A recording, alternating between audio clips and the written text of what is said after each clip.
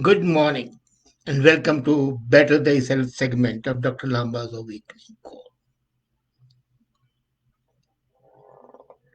Procrastination is something which hits every one of us. At one time or the other, we suffer from it. And once you suffer from procrastination, it's difficult to get out of the clutches of it.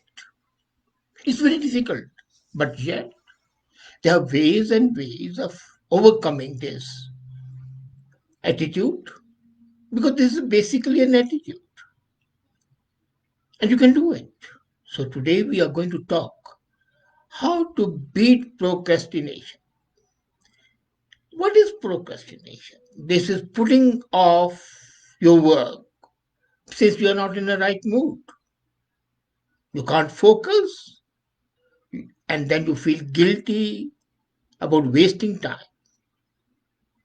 And then you think too much time has passed. I had better start. And that is the end of procrastination. But how to reach the end? That's $1 million question. When you imagine a highly productive person, you think of someone who focuses effortlessly on the job and never comes to procrastination. This is a person who can sit on the ground on a subway station with a laptop and manage to get more work done in an hour than you can do in a day in the library or in your desk. That's not a fact. The truth is that ridiculously productive people face the same procrastination challenge as most of us. You may be a workaholic, you may be anything, but a time comes when you don't want to do it. Ah, you are not in the right mood, or you can't focus. And yet, these people are able to do it. The difference is that these people who produce their work do so by beating procrastination and they use a very calculated approach. And I'm saying it on the basis of my own experiences of life. They understand why they procrastinate. If I have a job and I don't want to do it, I try to analyze the reason why I don't want to do it. And after I've analyzed the reason, I may find ways to beat it. And that's what they do. So after they have comprehended the cause of their procrastination, then they apply an appropriate strategy to beat it. Beat it before it becomes their second nature. Beat it before it becomes such a habit that you can't break up. So, can you do? Procrastination is a loop. You break the loop, as I said, putting this off right not in a right mood, and then you say too much time has passed, or you say you can't focus. And the moment you realize too much time has passed, no, I'd better stop there, break the loop there, and start working. Procrastination is in fact really more complicated than what most people think. And I've seen people, these self help guides, these life coaches, these management gurus, they say, well, you are procrastinating because you have poor time judgment. You don't have ability to manage your time. That's bullshit. It's not a result of laziness. As a matter of fact, not to do a work, that is procrastination, it stems from negative emotions that hijack your mood. And once you're under the influence of those emotions, you can't bring yourself to work. So, instead of being lazy and disorganized, people usually put off because they're not in the right mood to complete the task. So, the moment you talk of mood and work, you are in the procrastination loop. And if you have decided that you are not going to work, then what you do? You do other things to distract yourself. Check the news, clean your desk, talk to your co-workers, check your emails. And by the time you come up out of that distracting work, you feel guilty of having wasted too much of time. Now, when you realize you have wasted too much of time, instead of started working, you've moved further worsens. So the cycle starts getting vicious. And the deadlines draw nearer, you still feel worse than you did. So, as I said earlier, cut this loop, exit this loop. And how you do it? By controlling your mood. You need a proper strategy. And what's that proper strategy? There are 11 rules which I think would enable you to beat procrastination.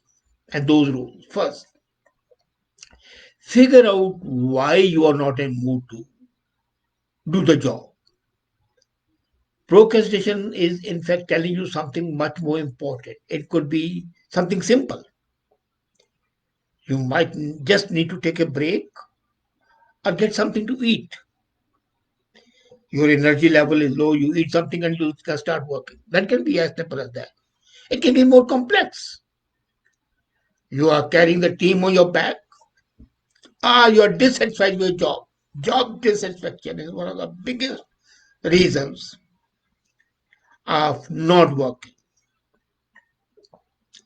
Same is with the students. If they have failed once or the teacher is discouraging and he has not been able to ignite interest in the student, they will not like to study that and start procrastination. And I've seen the same students say, I myself, I used to procrastinate when I had to do mathematics.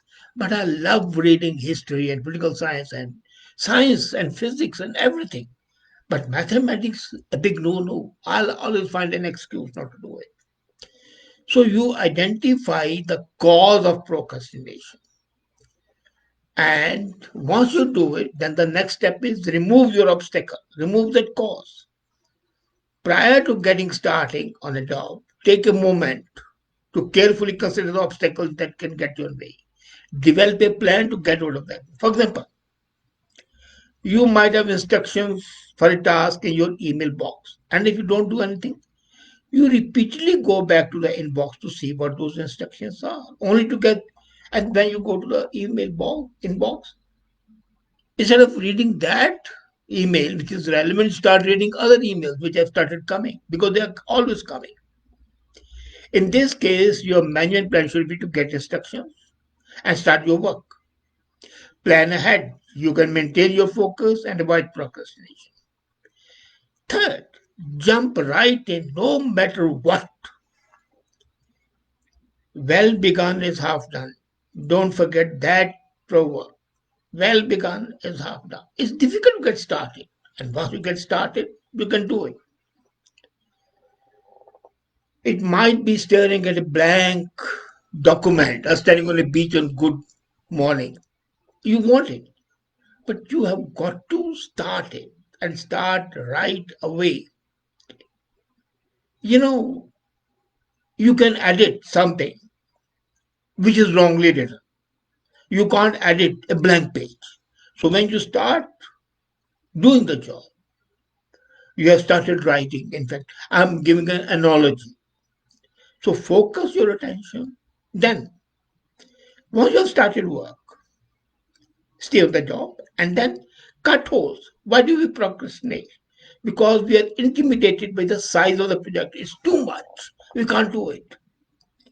So to minimize intimidation, try cutting into small pieces. Find small pieces of tasks you can easily do. Each project, each work always has certain parts. Identify those parts which are easier to be done. Do them. And then move to other ones. Quite possible. If 10 hours concentration might be required to write a proposal. But you can split that project into, say, 15 parts and do it in half an hour each. So the deliverables, first when you have a project or anything to do, find out what are the deliverables, what are the major things to be done, and then do it one by one, not at a whole. And before you know it, these small tasks would have reduced the quantum of the project appreciated. Then work in the right environment.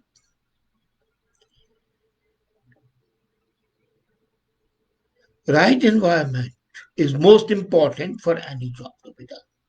Even if you do everything right, working in the right environment will make you succumb to the procrastination. If you are not in the right environment, you might have started early, you might have identified the cause, you might have cut holes, reduced it, paired it into small components. But if the environment is not right, you can't work. So, what does it mean? Keep yourself away from television, from friends, from loud places. They distract. If your friend is going to come, hey, let's have a cup of coffee, you might be tempted. So don't let the temptation creep in. Remember the Bible. The biblical injunction is lead me not into temptation. So here you stop yourself from going to the temptations. You need discipline, and that will enable you to work in a proper environment. Then what we do is we ignore small victories. There's nothing quite like checking something off to do the to-do list. The same component, whatever you have done, keep on checking this has been done, and be happy. Once you experience a sense of accomplishment by tracking your progress, you have won half the battle. Small victories will build new androgen receptors in the area of your brain. They'll make you feel optimistic and happy. And the reward and motivation propelled by the brain receptors would enable you to complete the job.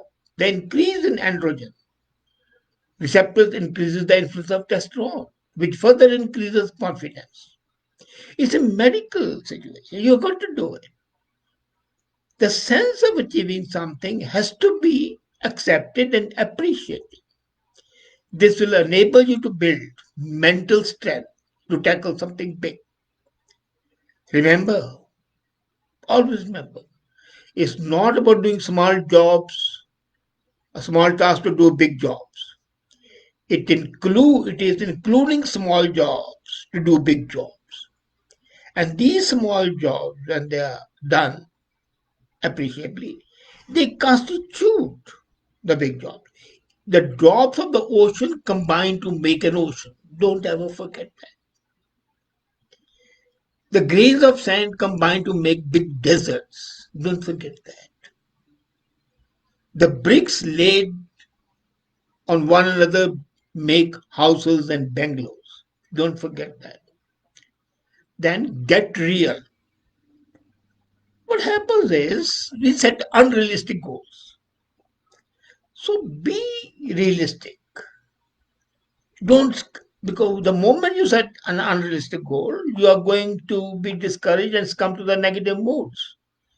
So setting realistic goals will make you feel positive. Then take control of the self-talk. People don't do that. People don't pat themselves on the back. Tell yourself, I am going to do it. I will not procrastinate. I'll not put off till tomorrow what I can do today.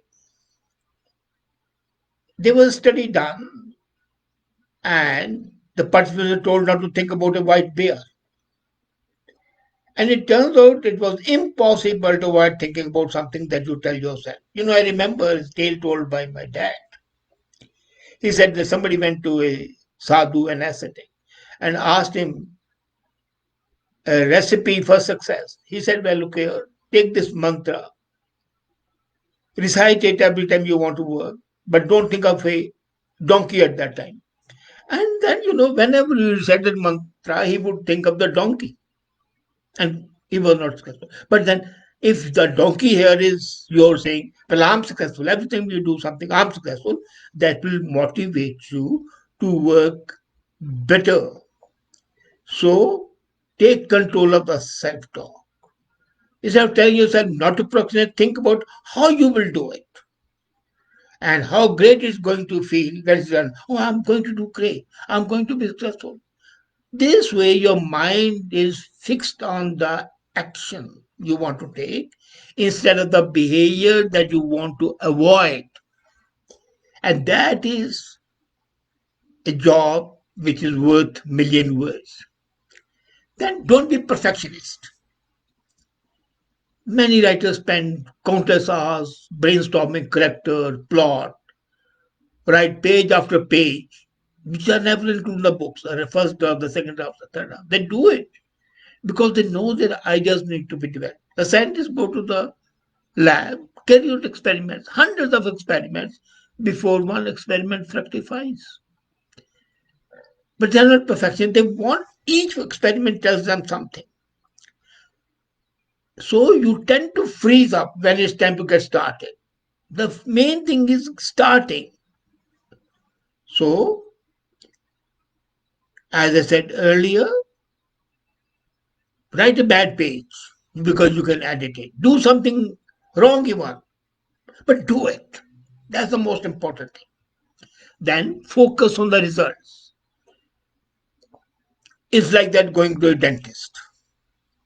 You know going to a dentist is going to be expensive. You know then going to be the dentist is going to be painful, but you still do it because you need someone to pick at your teeth, do the things right, fill up the cavities, extract the teeth, put an implant or whatever. Otherwise, you are in a perpetual pain. Same is for the task. Go through it, painful it may be, but the result would be much more satisfying. And then forgive yourself. By forgiving yourself means understand that there's no point in beating yourself up when you slip up the task and procrastinate, but just pull them yourself up. You must say, okay, next time I will not do it. Reward yourself as well. If you have done a job, appreciate yourself, pat yourself on the back, blow your own trumpet. So don't beat yourself, pull yourself up. So key to understand procrastination is that this is rooted in the emotions and the strategies, the 11 strategies that I have suggested just now will enable you to turn procrastination doom loop on its head and achieve greater productivity than you have ever done before.